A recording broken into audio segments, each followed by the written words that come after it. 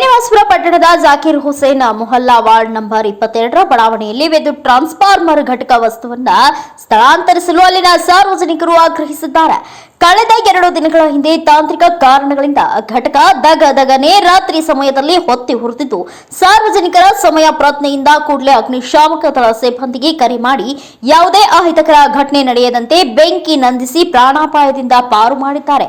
ಪಕ್ಕದಲ್ಲಿಯೇ ಆಯಿಲ್ ಬ್ಯಾರಲರ್ಗಳು ಇದ್ದು ದೇವರ ಕೃಪೆಯಿಂದ ಅದಕ್ಕೆ ಬೆಂಕಿ ಬಿದ್ದಿದ್ರೆ ದೊಡ್ಡ ಅನಾಹುತ ಆಗುತ್ತಿತ್ತೆಂದು ಅಲ್ಲಿನ ಸಾರ್ವಜನಿಕರು ತಿಳಿಸಿದ್ದಾರೆ. ಈ ವೇಳೆ ಮಾತನಾಡಿದ ಅಲ್ಲಿನ ಮಹಿಳೆಯರೊಬ್ಬರು, ಈ ಘಟಕದಿಂದ ನಮಗೆ ತುಂಬಾ ತೊಂದರೆಯಾಗುತ್ತಿದ್ದು, ಮಕ್ಕಳಿಗೆ ಕೆಟ್ಟ ವಾಸನೆಯಿಂದ ಅಲರ್ಜಿ ಹಾಗೂ ಹಲವು ಸಾಂಕ್ರಾಮಿಕ ರೋಗಗಳು ಬರುತ್ತಿದ್ದು, ಮನೆಗಳಲ್ಲಿ ಸಿಲಿಂಡರ್ಗಳು ಇದ್ದು ಈ ಘಟಕದಲ್ಲಿ ಅತಿ ಹೆಚ್ಚು ಆಯಿಲ್ ಬ್ಯಾರೆಲ್ಗಳು ಇದ್ದು ಸ್ಫೋಟಗೊಂಡ್ರೆ ಮನೆಗಳೇ ಸುಟ್ಟು ಕರಕಲಾಗುತ್ತಿದೆ.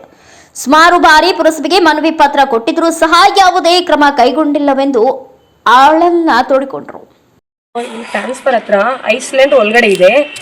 ಚಿಕ್ಕ ಮಕ್ಕಳಿದ್ದಾರೆ. ಇದು ವಾಸನೆನೂ ಜಾಸ್ತಿ ಆಗಿಬಿಟ್ಟಿದೆ. ಮತ್ತು ಮಕ್ಕಳಿಗೆ ಇನ್ಫೆಕ್ಷನ್ ಆಗ್ತಾ ಇದೆ. ಪ್ರತಿಯೊಂದಕ್ಕೂ ತೊಂದರೆ. ಇಲ್ಲಿ ಮಕ್ಕಳು ಆಡಬೇಕಂದ್ರೇನು ತುಂಬ ಗಲೀಜು ವಾಸನೆ, ಎಲ್ಲ ಬೆಂಕಿ ಹಚ್ಕೊಳಂಗೆ ಇರುತ್ತೆ ಇಲ್ಲಿ ವಾಸನೆ. ಇನ್ನೊಂದು ಬಂದುಬಿಟ್ಟು ಅಲ್ಲಿ ಒಳಗಡೆ ಮೊನ್ನೆ ನೈಟು ಅಂದ್ಕೊಂಡು ಬಿಟ್ಟಿದೆ. ಅದಕ್ಕೆ ಯಾರೋ ಜನ ನೋಡಿದ್ದಕ್ಕೆ ಎಲ್ಲರಿಗೂ ಇದಾಯಿತು.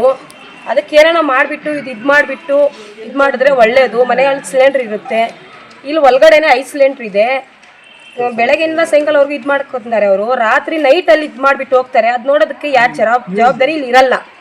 ಮನೆಯಲ್ಲೂ ಸಿಲಿಂಡ್ರ್ ಇರುತ್ತೆ. ಇದರಿಂದ ಅದಕ್ಕೆ ಏನಾರ ಪ್ರಾಬ್ಲಮ್ ಆಗಿದ್ರೆ ಮತ್ತೆ ಚಿಕ್ಕ ಮಕ್ಕಳು ಇರ್ತಾರೆ, ನಮಗೂ ಪ್ರಾಬ್ಲಮ್ ಆಗುತ್ತೆ. ಇಲ್ಲಿರೋರು ಯಾರು ನೋಡಲ್ಲ. ಯಾಕಂದರೆ ನಮ್ಮ ಮನೇಲಿ ನಾವು ಮಲ್ಕೊಂಡಿರ್ತೀರ, ಅರ್ಧ ರಾತ್ರಿ ಅಲ್ಲಿ ಇದು ಅನ್ಕೊಂಡಿದ್ರೆ ಯಾರು ಇದಾಗಲ್ಲ, ಎಲ್ಲರಿಗೂ ಪ್ರಾಬ್ಲಮ್ ಆಗುತ್ತೆ. ಅದಕ್ಕೆ ನಾವು ಅಲ್ಲಿ ಹೋಗ್ಬಿಟ್ಟು ಮೊನ್ನೆ ಅನ್ಕೊಂಡು ಬಿಟ್ಟಿದ್ದೆ. ಅದಕ್ಕೆ ಹೋಗ್ಬಿಟ್ಟು ನಾವು ಅಲ್ಲಿ ಗಲಾಟೆ ಮಾಡಿಬಿಟ್ಟು ಏನೋ ನಮ್ಗೊಂದು ನ್ಯಾಯ ಸಿಕ್ಕಂಗೆ ನಮ್ಮ ಗೋರ್ಮೆಂಟ್ ಕಡೆಯಿಂದ ನಮ್ಗೆ ಇದಾಗಿದ್ರೆ ತುಂಬ ಒಳ್ಳೆಯದು. ಯಾಕಂದರೆ ದೇವ್ರ ಮೇಲೆ ಎಲ್ಲರೂ ನಂಬಿಕೆ ಇಟ್ಟಿದ್ದಾರೆ. ಅದಕ್ಕೆ ನಾವೇನಂದರೆ ಇಲ್ಲಿಂದ ಇದು ಏನು ನಮ್ಗೆ ತೊಂದರೆ ಆಗಬಾರ್ದು, ಆ ಥರ ನಾವು ನಾಯಿ ಕೂತ್ಕೊಂತೀರಿ ಅಂತ. ನಮ್ಮ ಏರಿಯಾ ಬಂದು ಜಾಕೀರ್ ಹುಸೇನ್ ಮೊಹಲ್ಲಾ. ಇಲ್ಲಿ ಬಂದು ಇಲ್ಲಿ ಟ್ರಾನ್ಸ್ಫಾರ್ಮರ್ ಆಫೀಸ್ ರಿಪೇರಿ ಮಾಡೋಕೆ ಇದು ಮಾಡೋದ್ರೆ ಗೋಡನ್ನ ತಗೊಂಡು ಬಂದು ಇವರು ಇಲ್ಲೆಲ್ಲ ರಿಪೇರಿ ಮಾಡ್ತಾಯಿದ್ದಾರೆ. ಜನರಿಗೆ ತೊಂದರೆ ಆಗ್ತಾಯಿದೆ. ಇಲ್ಲಿಂದ ಇದು ಸ್ಮೆಲ್ ಬರ್ತಾಯಿದೆ ಜಾಸ್ತಿ, ಇದು ಆಯಿಲ್ದು. ಮತ್ತೆ ಏನಾಗ್ತದೆ ಅಂದರೆ ಇಲ್ಲಿ ಮೊನ್ನೆ ಇದಾಗಿತ್ತು, ಬೆಂಕಿ ಅವಘಡ ಆಗಿತ್ತು. ಏನಾದರೂ ಹೇಳಿದ್ರೆ ಅವ್ರಿಗೆ ನಿಮ್ಗೇನು ಡೇಂಜರ್ ಇಲ್ಲ, ನಿಮ್ಗೇನು ಪ್ರಾಬ್ಲಮ್ ಆಗಲ್ಲ ಅಂತ ಹೇಳ್ಬಿಟ್ಟು ಮತ್ತೆ ಇದು ಮಾಡ್ತಾನೆ ಅವನ್ನ. 4 ಸಾರಿ ಮುನ್ಸಿಪಲ್ ಆಫೀಸ್ಗೆ ಹೋಗಿ ನಾವು ಕಂಪ್ಲೇಂಟ್ ಕೊಟ್ಟಿದ್ದೀವಿ. ನಾವು ಕಂಪ್ಲೇಂಟ್ ಕೊಟ್ಟರು ಅವ್ರು ರೆಸ್ಪಾಂಡ್ ತೊಗೊಂಡಿಲ್ಲ ಅವರು. ಇಲ್ಲಿ ನೋಡಿದ್ರೆ ಮತ್ತೆ ಮೊನ್ನೆ ರಾತ್ರಿ 11:30 ಇಲ್ಲಿ ಬೆಂಕಿ ಹಚ್ಕೊಂಡಿತ್ತು.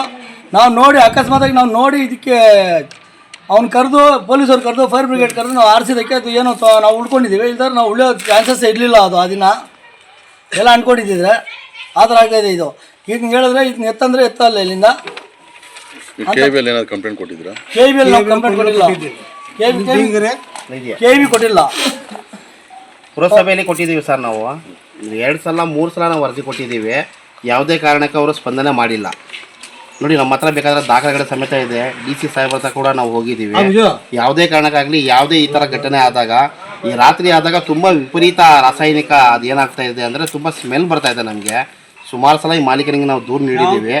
ಯಾವುದೇ ಕಾರಣಕ್ಕೆ ನಮ್ಮ ಪ್ರತಿಕ್ರಿಯೆ ನಾವು ಮಾಡ್ತಾ ಇಲ್ಲ. ಇಲ್ಲಿ ಅನೇಕ ಜನರು ಇದ್ದಾರೆ, ಬೇಕಾದ್ರೆ ಕೇಳಿ. ಅಲ್ಲಿ ಪಾಪ ಬಡವರು ಇದ್ದಾರೆ, ಸ್ತ್ರೀಯರಿದ್ದಾರೆ, ಸಣ್ಣ ಮಕ್ಕಳಿದ್ದಾರೆ. ಅವ್ರಿಗೆಲ್ಲ ಈ ಥರ ಸಮಸ್ಯೆ ಆಗ್ತದೆ. ಈ ಸಮಸ್ಯೆಗೆ ನಮ್ಮ ಪರಿಹಾರ ಮಾಡೋದಕ್ಕೆ ಯಾರೂ ಬರ್ತಾ ಇಲ್ಲ ಸರ್. ಇಲ್ಲಿ ಮುಂದೆ ಇಲ್ಲಿರುವಂತಹ ಕೌನ್ಸಿಲರ್ಗಳ